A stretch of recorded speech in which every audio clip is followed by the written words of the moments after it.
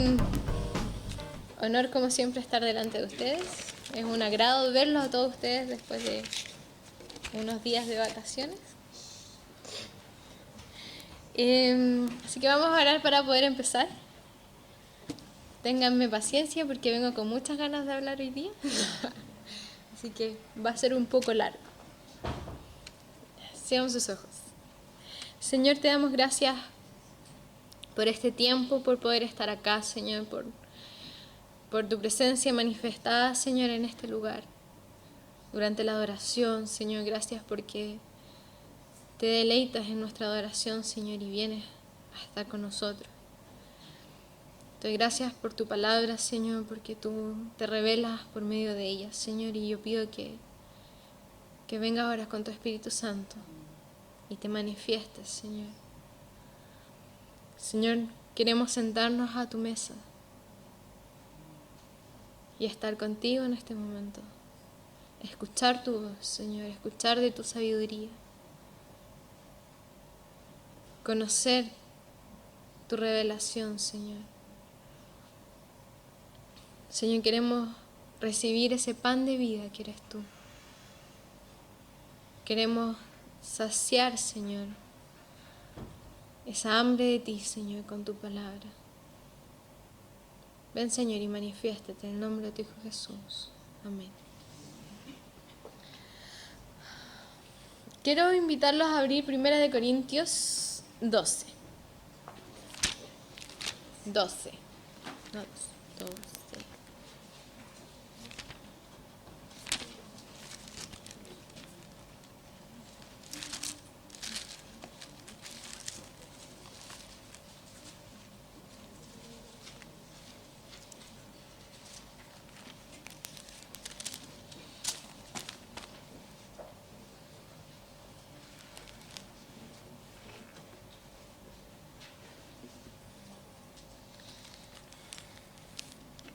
Si leemos el versículo 1 de 1 Corintios 12, dice: no quiero, hermanos, que ignoréis acerca de los dones espirituales.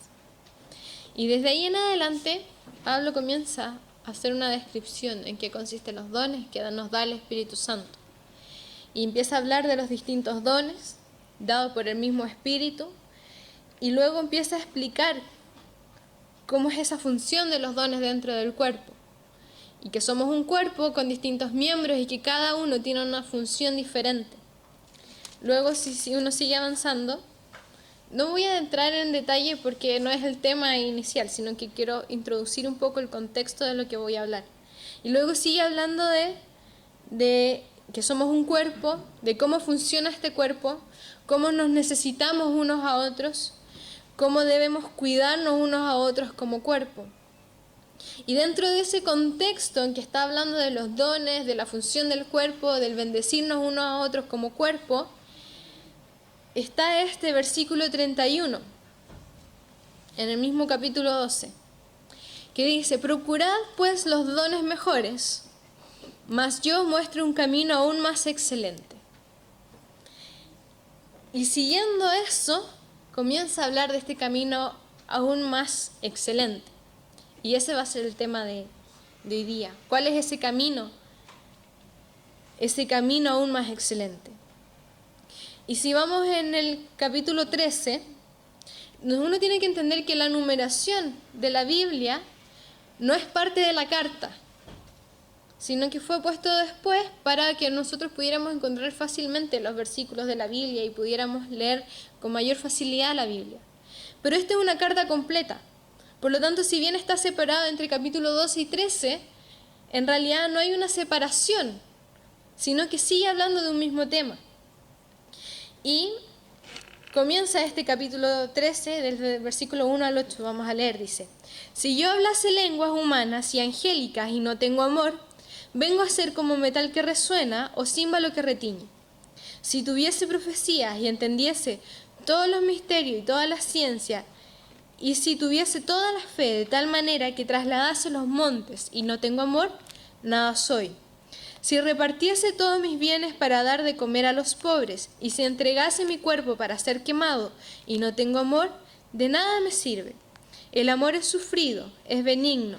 El amor no tiene envidia, el amor no es jactancioso, no se envanece, no hace nada indebido, no busca lo suyo, no se irrita, no guarda rencor, no se goza de la injusticia, más se goza de la verdad.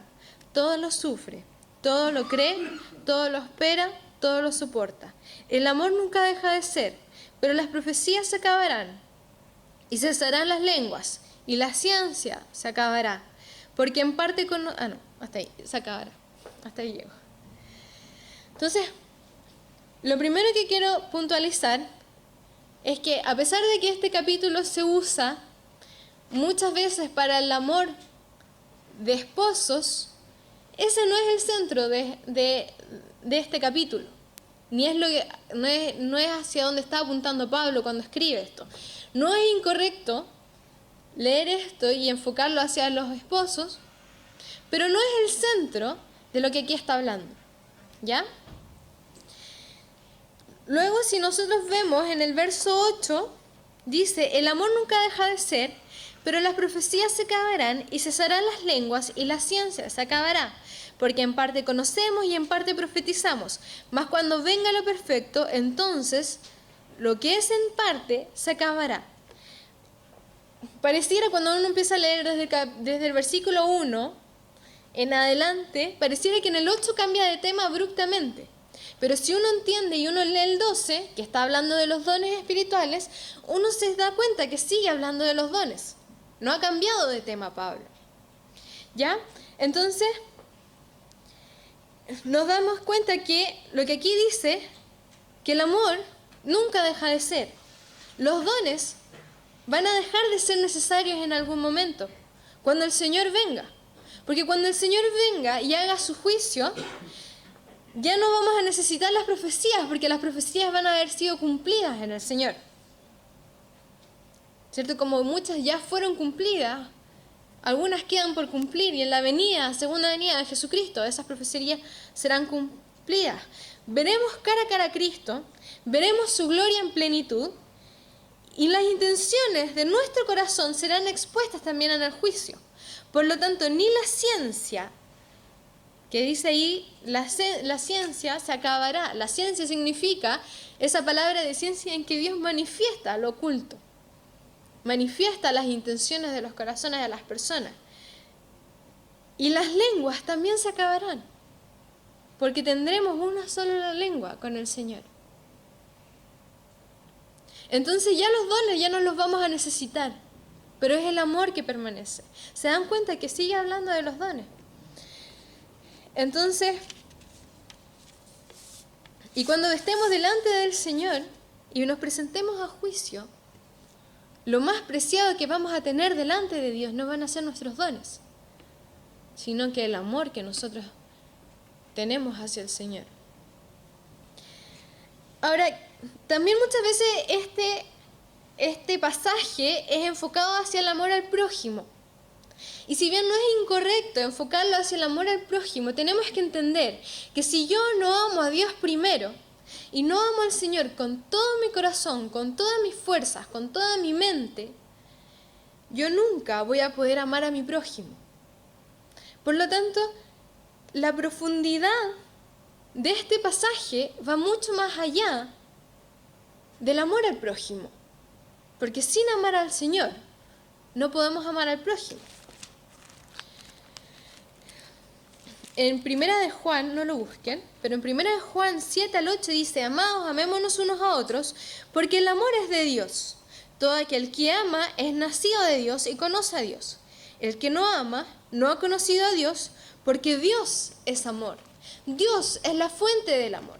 Por lo tanto, si nosotros enfocamos este pasaje en que empieza a describir qué es el amor y no entendemos que tenemos que amar a Dios primero y lo enfocamos solamente hacia el prójimo, nos falta la mitad, o más de la mitad, nos falta los 2/3 de lo que realmente es el amor. Porque Dios es esa fuente de amor que nosotros necesitamos para luego amar al prójimo. Por lo tanto, esto es mucho más profundo que simplemente mi amor hacia el prójimo. Sino que Primera de Corintios 13 está hablando de cómo debe ser mi amor hacia Cristo. Y entendiéndolo así, enfocándolo de esa forma, de cómo yo debo amar a Jesucristo, vamos a leer. Dice, en el verso 1 dice, si yo hablase lenguas humanas y angélicas y no tengo amor, vengo a ser como metal que resuena o címbalo que retiñe. Es curioso que el don de las lenguas, en muchas corrientes evangélicas, desde muchos años, es considerado la llenura del Espíritu Santo. Sin embargo, Pablo usa este don para decir que si tú hablas en lenguas humanas o angélicas, pero no tienes amor, eres como un metal que resuena, eres como un sonido hueco y molesto. No sé si ustedes han escuchado un sonido metal constante, que suene, que suene, que suene. Es un sonido molesto. Y dice que es un címbalo que retiñe. Y el címbalo es un instrumento antiguo que usaban los griegos y los romanos para algunas situaciones religiosas, y son dos platillos que se golpean entre sí. Eso es un címbalo. Y yo hablaba con Juane sobre el sonido del címbalo, y porque dice que retiñe, y la palabra retiñir significa un sonido de metal que es vibrante. Entonces yo le preguntaba a Juane, ¿qué significa tú como músico que ese sonido, un sonido vibrante, un címbalo que retiñe? Y Juane me decía, es un sonido que no tiene armonía, que no tiene melodía, y que por lo tanto es molesto al oído. Es un instrumento que sirve de poco dentro de lo musical, porque no es un sonido agradable. Por lo tanto, si yo hablo en lenguas, pero yo no amo al Señor, no soy más que un sonido molesto a los oídos de Dios, aunque esté hablando en lenguas angélicas. Luego, si vamos en el verso 2, dice, si tuviese profecía y entendiese todos los misterios y toda ciencia, y si tuviese toda la fe de tal manera que trasladase los montes, y no tengo amor, nada soy.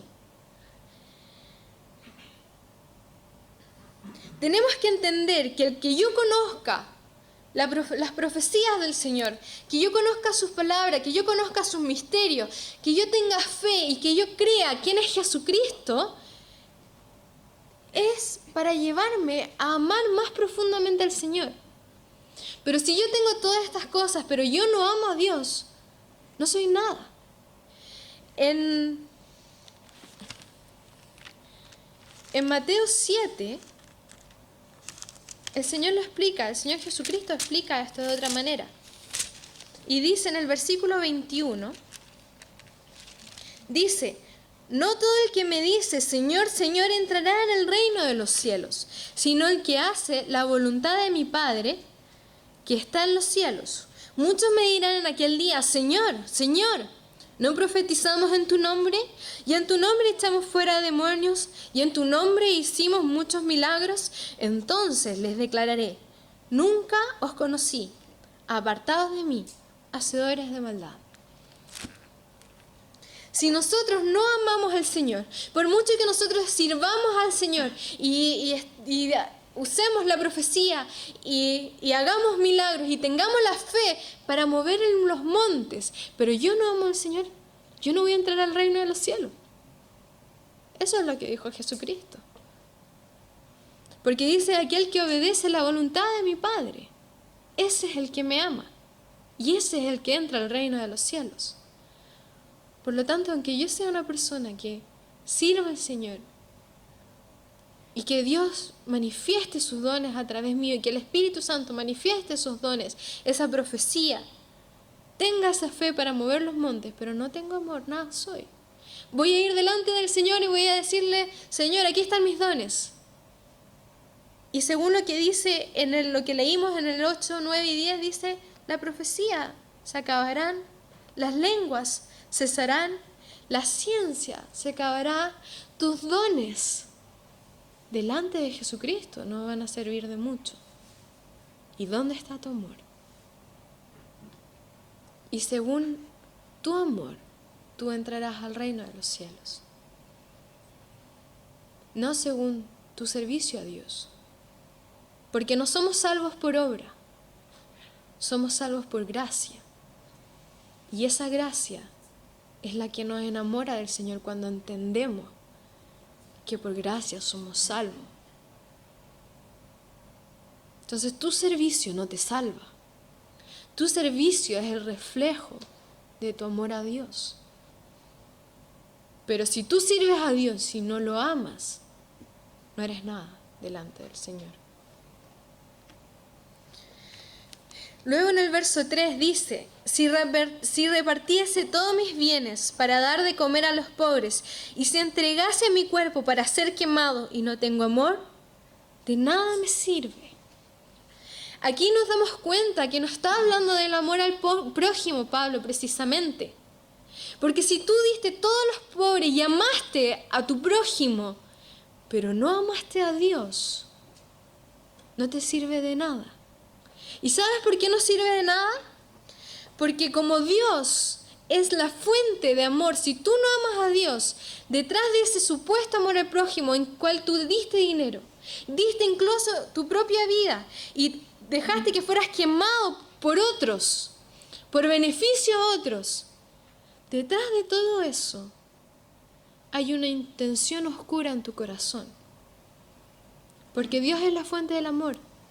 Entonces ese amor al prójimo sin amor a Dios, detrás de eso hay egoísmo, hay idolatría, hay vanagloria y muchos otros pecados que se esconden de un supuesto amor al prójimo. Por lo tanto, si yo no tengo amor a Dios y yo doy mi vida por otros, no me sirve de nada. Porque Dios, cuando venga el Señor, dice la Biblia que cuando venga Cristo van a ser expuestas las cosas que están ocultas en las tinieblas y las intenciones de nuestro corazón.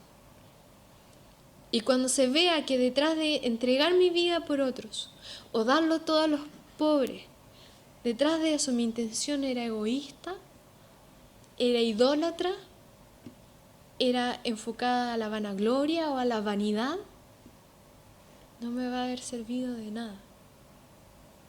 Por lo tanto, si mi fuente, mi amor al prójimo no está sustentada en mi amor a Dios, de nada me sirve.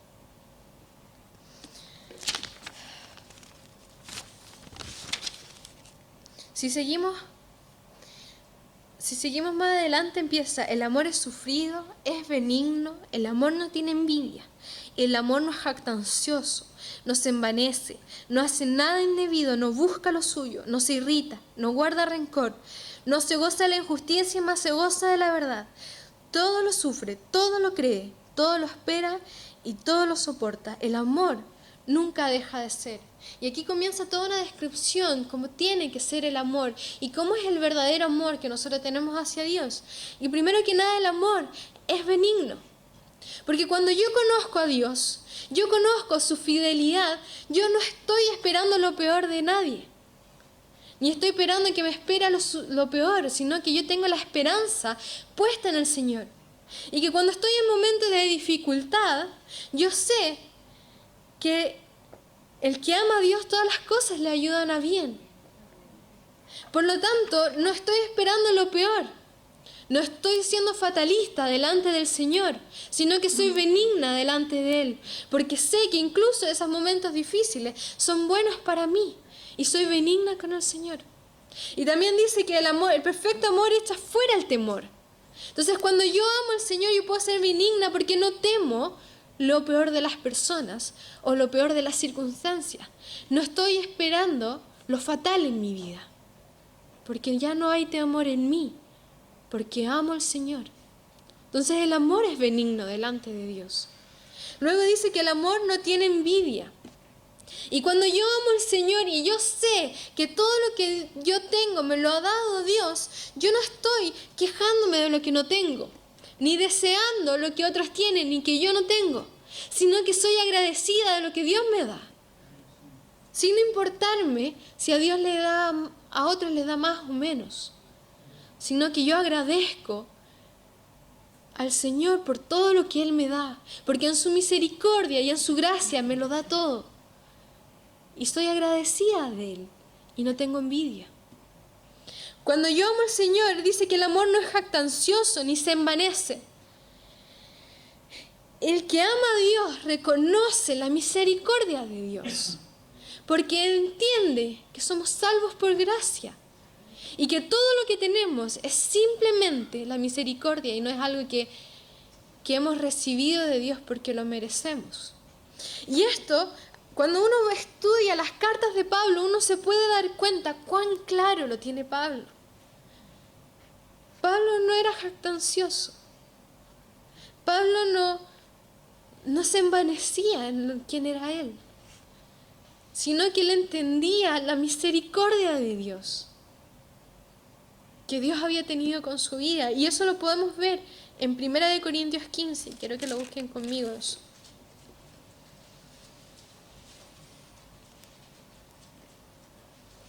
1 Corintios 15, versículo 9 al 10 dice: porque yo soy el más pequeño de los apóstoles, que no soy digno de ser llamado apóstol porque perseguí a la iglesia de Dios, pero por la gracia de Dios soy lo que soy. Y su gracia no ha sido en vano para conmigo, antes he trabajado más que todos ellos, pero no yo, sino la gracia de Dios conmigo. Pablo reconoce la gracia de Dios, que él habiendo perseguido a la iglesia y habiendo sido un asesino de la iglesia, Dios lo perdonó y lo amó. Y él se considera a sí mismo el más pequeño de los apóstoles. Un poco más adelante dice que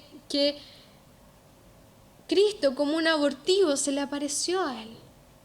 ¿Y saben por qué? Porque Pablo no olvida de dónde Dios lo sacó. No olvida la misericordia de Dios. Y siendo que él propagaba el evangelio en toda la región griega de ese tiempo, él no se envanece en el Señor, sino que él reconoce que todo lo que él es y todo lo que él hace y toda su obra es por gracia.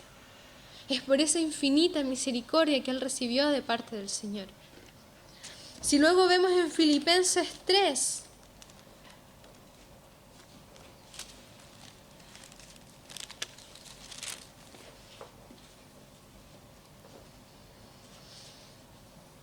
del 4 al 8, Filipenses 3, 4 al 8 dice: aunque yo tengo también de qué confiar en la carne, si alguno piensa que tiene de qué confiar en la carne, y yo más, circuncidado al 8º día, del linaje de Israel, de la tribu de Benjamín, hebreo de hebreos, en cuanto a la ley, fariseo, en cuanto a celo, perseguidor de la iglesia, en cuanto a la justicia que es en la ley, irreprensible. Pero cuántas cosas eran para mí ganancia, las he estimado como pérdida por amor de Cristo. Ciertamente aún estimo todas las cosas como pérdida por la excelencia del conocimiento de Cristo Jesús, mi Señor, por amor del cual lo he perdido todo y lo tengo todo por basura, para ganar a Cristo. Vemos que aquí Pablo estimó todo por basura. Él tenía de qué jactarse, él podría haberse envanecido, pero su amor a Dios, su amor a Cristo, no lo permite envanecerse, sino que estima todo por basura para ganar a Cristo, para padecer y para ser igual a Cristo y poder estar con Él y poder conocerlo a Él. Entonces el amor que nosotros tenemos a Dios, cuando nosotros realmente amamos a Dios, nuestro corazón no puede envanecerse ni jactarse de nada. Porque sino que el amor nos lleva a humillarnos delante del Señor y a rendirnos delante del Señor y a estimarlo todo por basura para tenerlo a Él. También dice en 1 Corintios 13, dice que no hace nada indebido, no busca lo suyo. Porque aquel que ama al Señor, que verdaderamente ama a Dios, anhela agradar a Dios y no hace nada indebido. Porque no quiere desagradar al Señor. Dice que no busca lo suyo porque busca hacer la voluntad de Dios. Aquel que hace mi voluntad, ese es el que me ama, dijo el Señor Jesucristo.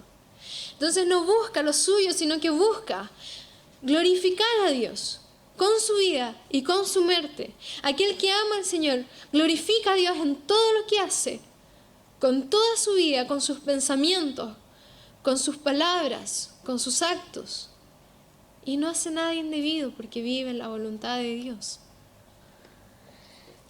Dice que el que ama a Dios no se irrita, no guarda rencor, no se goza de la injusticia, mas se goza de la verdad. Porque no está dispuesto a ensuciar su relación con Dios, con el enojo, con el rencor, con la injusticia, sino que quiere agradar a Dios en todo. Y está dispuesto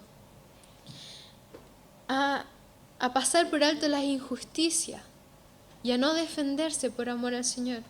El amor, quiero que se den cuenta que todo esto que hemos ido hablando, que no tiene envidia, que no busca lo suyo, que es benigno, que no se envanece, que no hace nada indebido, que no se irrita, que no guarda rencor. El amor a Dios nos lleva a la santidad. El que yo ame a Dios me hace anhelar la santidad, me hace buscar el querer ser santo para no desagradar a Dios. Cuando yo amo a Dios es como levantar una torre fuerte alrededor mío que cubre y que guarda mi santidad, que guarda mi corazón del pecado. Porque no quiero desagradar al Señor, no quiero ensuciar mi relación con Dios. Y eso nosotros lo podemos ver en la historia de David. Y quiero invitarlos a buscar 1 Samuel. 1 Samuel, el capítulo 24. Muchas veces el rey David es considerado, bueno, la Biblia dice que es un hombre conforme al corazón de Dios. Y siempre se habla del rey David, que es un hombre conforme al corazón de Dios por esa búsqueda intensa que tiene del Señor, que ama profundamente al Señor. Podemos ver en sus salmos esa adoración intensa que tiene hacia Dios, ese amor, esa búsqueda de Dios que dice que mejor es un día en tus atrios que 1000 fuera de ellos. Pero cuando uno empieza a leer el libro de Samuel, 1 Samuel, te das cuenta que va mucho más allá de esa búsqueda intensa, que va más allá de la adoración, que va más allá de lo que está escrito en el libro de los Salmos. David era un hombre conforme al corazón de Dios, no solamente en sus palabras, en sus emociones, sino que también en sus actos. Y cuando uno va estudiando la historia de David, tú te vas dando cuenta lo recto que es este hombre. Lo recto que él busca hacer delante de Dios. Y cuando uno empieza a leer los primeros capítulos, David, como era un hombre que estaba siempre con Dios, y Dios estaba con él, comienza a ser exaltado por el pueblo. Y el rey Saúl, que era un rey que se había apartado de Dios, empieza a sentir envidia de David y lo comienza a perseguir para matarlo. Y no lo persigue solo, sino que lo persigue con un ejército. Y el rey David tiene que esconderse y tiene que empezar a arrancar de este rey que lo quería matar injustamente. Porque él lo había hecho, incluso él le había servido al rey. Había peleado en su ejército y había matado a miles a nombre del rey Saúl.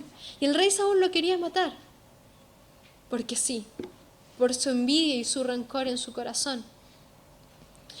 Y en el capítulo 24 nos encontramos con una escena que se repite después varias veces en distintas situaciones, pero en el capítulo 24 está David, que todavía no es rey, está arrancando del rey Saúl y está escondido en cuevas con su ejército, con un ejército que David tenía. Y el rey Saúl entra a esta cueva sin saber que David estaba escondido ahí. Dice que entra a atarse los pies, dice.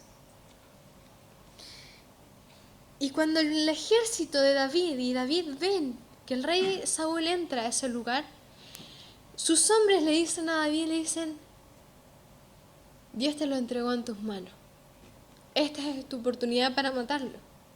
Si él mataba al rey Saúl era totalmente legítimo. Él estaba arrancando del rey Saúl porque lo quería asesinar. Así que habría sido defensa propia matar al rey Saúl. Y era totalmente legítimo en ese tiempo que él hubiese matado y hubiese tomado ese reino, que ya le pertenecía porque Dios ya se lo había dado. Ya había profetizado sobre él de que él iba a ser rey. Entonces era defensa propia. Podría haberlo hecho y nadie lo habría metido preso ni lo habría acusado de asesino, sino que se habría defendido de su propio asesino. Y dice que cuando él va en silencio y le corta la punta del manto, y dice que su corazón se turba. Y le dice: libre Jehová mi mano de hacer algo semejante. Y después sale el rey Saúl de la cueva y David va a su encuentro y le dice: ¿sabes qué? Yo tuve la oportunidad de matarte, pero no lo hice. Y en el versículo 12 da la explicación de por qué él no mata al rey Saúl. Dice: juzgue Jehová entre tú y yo, véngueme de ti Jehová, pero mi mano no será contra ti. Como dice el proverbio de los antiguos, de los impíos saldrá la impiedad, así que mi mano no será contra ti. Y esta es la explicación de por qué David no mata al rey Saúl. Y si uno sigue leyendo otras historias de David, David hace lo mismo varias veces con el rey Saúl y con otros enemigos, en que él no se jactaba del mal que le ocurría a los otros. Y él dice: de los impíos saldrá la impiedad. Pero como yo no soy un impío, sino que soy un hombre que ama y que busca al Señor, la impiedad no puede salir de mí. Y él prefiere mantener sus manos limpias y seguir arrancando por otro buen tiempo del rey Saúl y dejar que Dios haga su juicio en su tiempo, que ensuciar sus manos. Por eso el amor, cuando nosotros amamos a Dios, el amor no tiene rencor,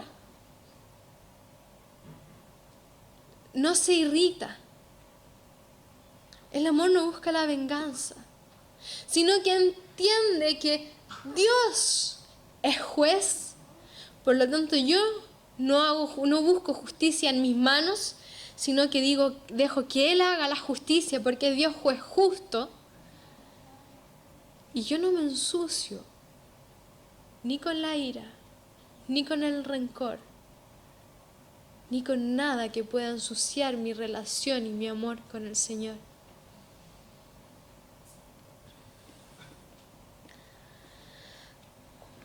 Y así como David dice que del impío salga la impiedad, pero yo que soy una persona que ama al Señor, que busca al Señor, que adora a Dios, que mis manos sean santas delante del Señor. Y por amor a Él yo busco la santidad. Y yo lucho y defiendo mi santidad. También en 1 Corintios 13 dice que el amor todo lo cree y todo lo espera. Y todo lo cree porque sabe que Dios es veraz. Aquel que ama al Señor y conoce a Dios sabe que Dios es veraz. Y está dispuesto a esperar el tiempo que sea necesario esperar para que sus promesas sean cumplidas. Y no deja de creer porque el tiempo ha sido largo. No empieza a dudar porque ha pasado más del tiempo que yo espero, sino que cuando yo amo al Señor, yo sé quién es Él. Yo sé que Él es fiel, que Él no miente y que sus promesas serán cumplidas. Y que su palabra es verdad. Y que no hay nada de mentira en su palabra. Por lo tanto, todo lo creo.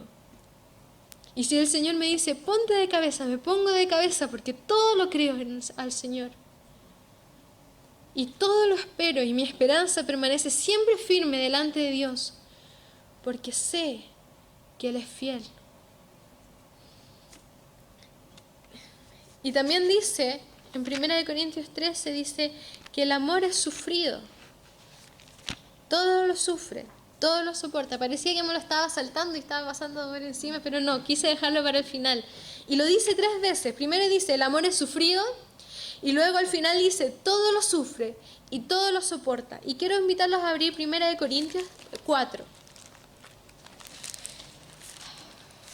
Y vamos a explicar con hechos lo que realmente se refiere con que el amor es sufrido, o que todo lo sufre y todo lo soporta. En 1 Corintios 4 vamos a leer desde el versículo 7 en adelante.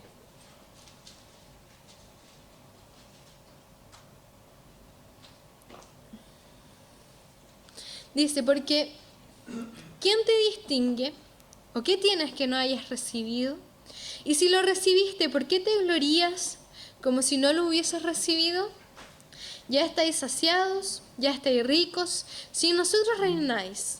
Ojalá reinaseis, para que nosotros reinásemos también juntamente con vosotros. Porque según pienso, Dios no ha exhibido a nosotros los apóstoles como postreros, como sentenciados a muerte, pues hemos llegado a ser espectáculo al mundo, a los ángeles y a los hombres. Nosotros somos insensatos por amor de Cristo, mas vosotros prudentes en Cristo. Nosotros débiles, mas vosotros fuertes. Vosotros honorables, mas nosotros despreciados. Hasta esta hora padecemos hambre, tenemos sed, estamos desnudos, somos abofeteados y no tenemos morada fija. Nos fatigamos trabajando con nuestras propias manos, nos maldices y bendecimos, padecemos persecución y la soportamos, nos difaman y rogamos, hemos venido a ser hasta ahora como la escoria del mundo, el desecho de todos. Aquí nos damos cuenta en cómo los apóstoles lo sufrían todo y lo soportaban todo. Y aquí hay una comparación que Pablo le está diciendo a los corintios, en que ellos creían tenerlo todo, en que ellos estaban jactando de lo que ya tenían, como si lo hubiesen conseguido ellos mismos en sus fuerzas, cuando todo lo que ellos tenían y todo lo que nosotros tenemos ha sido dado por el Señor. Y dice, ¿de qué te glorías? Como si no hubieses recibido nada, cuando Dios te ha dado todo. Y ahí empieza, estás saciado, estás rico y crees que reinas. Y dice, en Cristo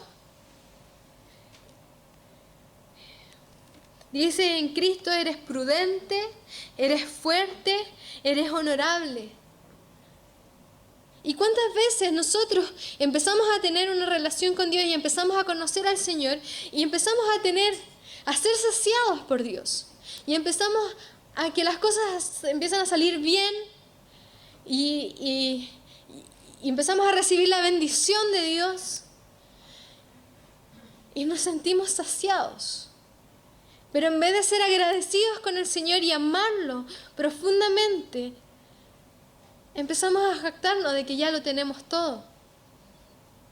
Pero cuando el Señor pasa ese periodo de que las cosas están bien y empieza a pasarnos por fuego, y las cosas ya no salen tan fáciles como antes, y el Señor empieza a tratar nuestro carácter con distintas cosas y a veces uno pierde el trabajo, o empieza a tener dificultades con las personas que nos rodean.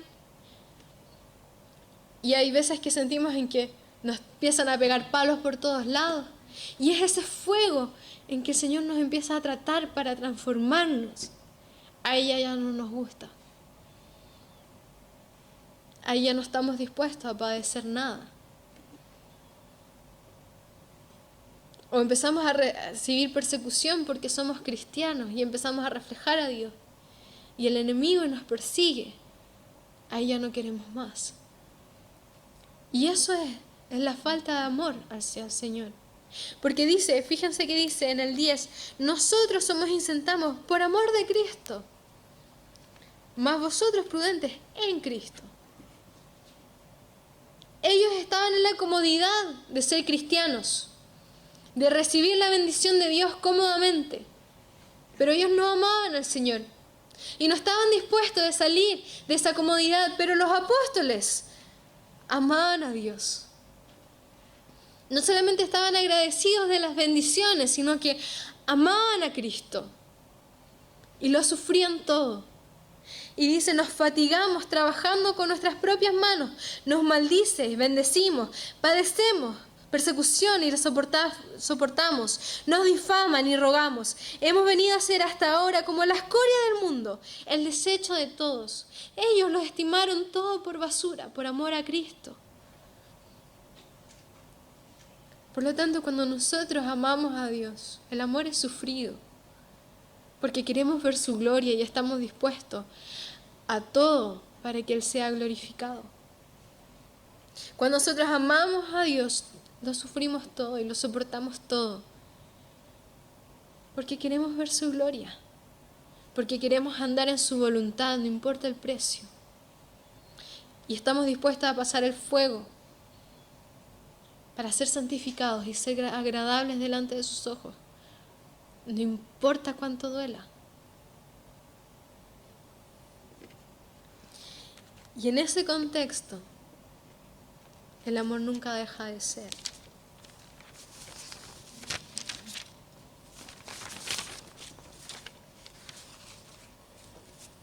Primera de Corintios 13 es la descripción de nuestro amor a Cristo. Y mi pregunta a ustedes hoy día, ¿sienten que los describe? ¿Sienten que ese es su amor por el Señor? ¿En que son benignos? ¿En que no tienen envidia? ¿En que su amor es sufrido? ¿Que no hacen nada indebido y no buscan lo suyo? No se irritan, no guardan rencor, sino que no se gozan en la injusticia, sino que se gozan en la verdad de Dios.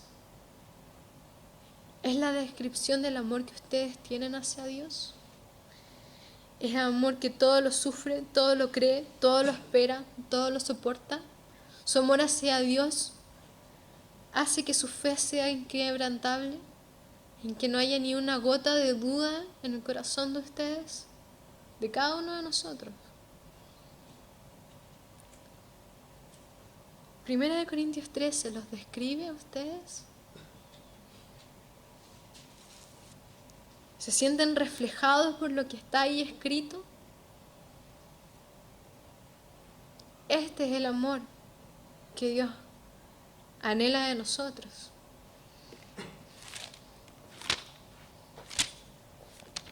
Y cuando tenemos ese amor nunca deja de ser. Y quiero que busquemos Romanos 8.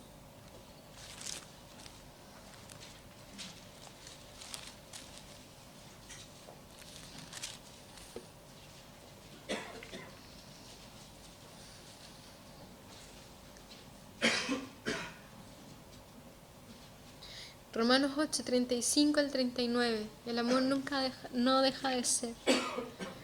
Dice, ¿quién nos separará del amor de Cristo? ¿Tribulación o angustia o persecución o hambre o desnudez o peligro o espada? Como está escrito, por causa de ti somos muertos todo el tiempo, somos contados como oveja de matadero. Antes, en todas estas cosas somos más que vencedores por medio de aquel que nos amó. Por lo cual estoy seguro de que ni la muerte ni la vida, ni ángeles, ni principados, ni potestades, ni lo presente, ni lo porvenir, ni lo alto, ni lo profundo, ni ninguna otra cosa creada nos podrá separar del amor de Dios que es en Cristo Jesús, Señor nuestro.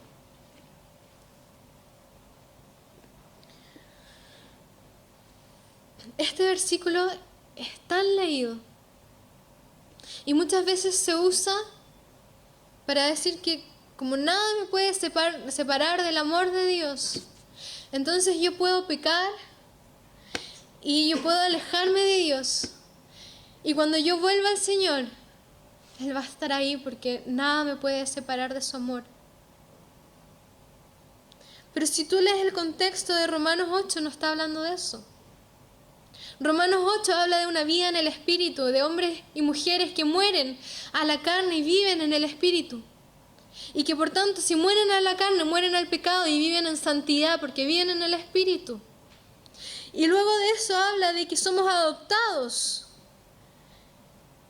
con el espíritu de adopción y por la cual clamamos Abba Padre. Y sigue hablando de que Él es nuestro Padre y hemos sido adoptados y hemos sido redimidos por el Señor. Entonces aquí está hablando de personas que tienen una relación intensa con el Padre, que pueden decirle papito a ese Padre. Y luego dice, sabemos que a los que aman a Dios todas las cosas le ayudan a bien. A los que aman, no a cualquiera. Los que no aman al Señor las cosas simplemente les dan duro. Pero a los que aman a Dios todas las cosas le ayudan a bien porque somos transformados y somos llevados a la conforme imagen de Cristo. Y esos que están siendo transformados a la imagen de Cristo por el amor al Señor, por ese amor al Padre, jamás van a ser separados del amor de Cristo. Entonces, aquí está hablando de esa relación que tenemos con el Señor, en que podemos pasar hambre, podemos pasar tribulación, angustia, desnudez, peligro, espada, pero no me van a quitar mi relación con el Señor. Podrán quitarme todo lo que tengo. Podrán quitarme a mi familia. Podrán quitarme mi libertad. Pero no me van a quitar mi relación con el Señor. Recuerdo una vez leyendo el libro del hermano Yun, que es un hombre cristiano en China, donde son perseguidos. Él estaba preso. Y él en la cárcel creó una canción de adoración al Señor en donde decía eso: podrán quitarme mi libertad y podrán tenerme detrás de estas rejas, pero no me pueden quitar mi relación con el Señor. Y esas rejas no detienen mi relación con el Señor. ¿Quién me separará del amor de Dios? Podrán quitarme mi vida y no me van a quitar mi amor con el Señor. Porque tengo una vida eterna para disfrutar de mi amor con Dios. Porque el amor nunca deja de ser.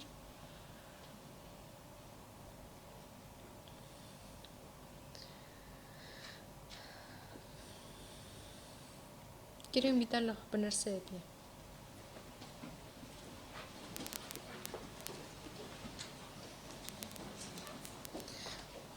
Quiero que entiendan que no importa cuántos de ustedes declaren el amor del Señor, cuántas veces ustedes le digan que aman al Señor o le profesen a otros que ustedes aman a Dios, eso no va a decir cuánto ustedes aman al Señor.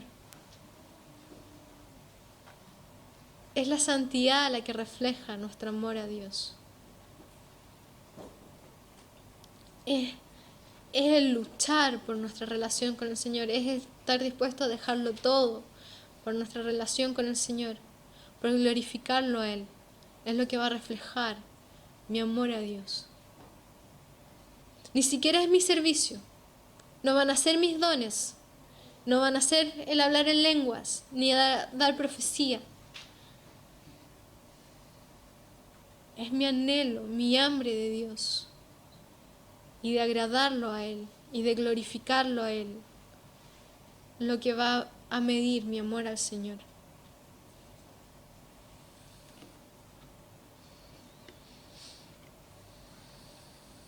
Cierran sus ojos, vamos a orar. Señor, yo pido que tú vengas con tu presencia a este lugar, que esto no queda en palabras, sino que quebranta nuestros corazones.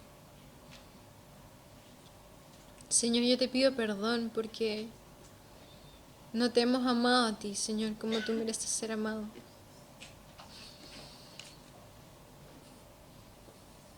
Ven, Señor. ¿Saben qué? Cuando el Señor me mostró estas cosas y me empezó a hablar de este amor, el Señor me dijo, hay una mentira en tu corazón que hay que sacar. Que muchas veces yo había orado de esta forma: Señor, yo sé que nunca voy a poder amarte como tú mereces ser amado, pero enséñame a amarte. Y el Señor me dijo, eso es una mentira.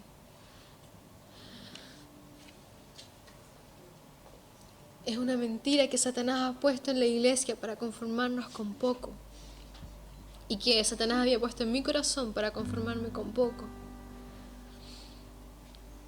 Porque nosotros podemos amar a Dios como Él merece ser amado. Porque Él es la fuente de amor. Y es Él quien pone ese amor en nosotros.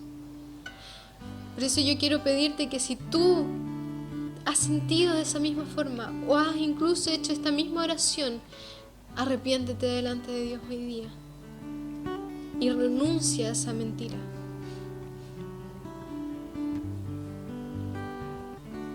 Señor, yo te pido perdón por creernos incapaces de amarte con el amor que tú te mereces, Señor, cuando todo lo podemos en ti, Jesucristo.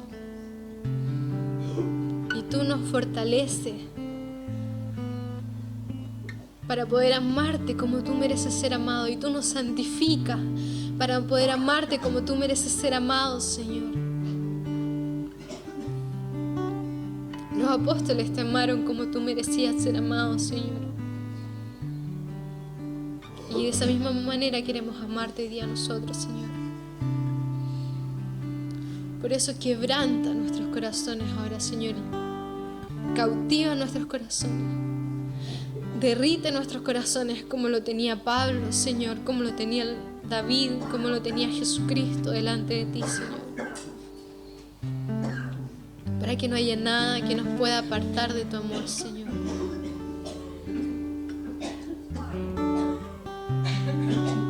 Más de tu presencia, Señor. Y glorifícate ahora en este lugar, en el nombre de Jesucristo.